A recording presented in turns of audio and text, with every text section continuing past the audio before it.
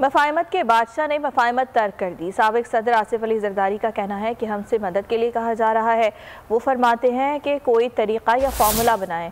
मैंने कहा तमाम तुम्हारे फार्मूला ही ने मुल्क का खाना ख़राब किया है, पहले इसकी छुट्टी करो फिर देखते हैं क्या हो सकता है।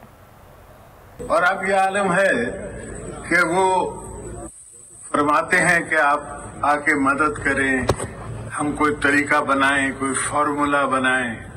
मैंने कहा सर फार्मूला कोई नहीं है, तुम लोग के फार्मूले बना बना के मुल्क का तुमने ये खाना खराब किया है।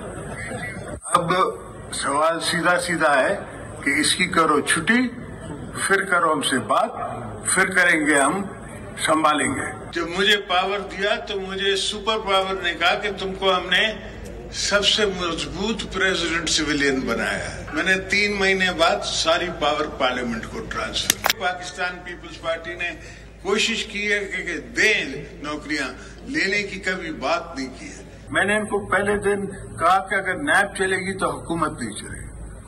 अब ये नैब चलाने हुकूमत नहीं चलेगी। सब्सक्राइब करें और बेल दबाएं ताकि कोई खबर रह न जाए।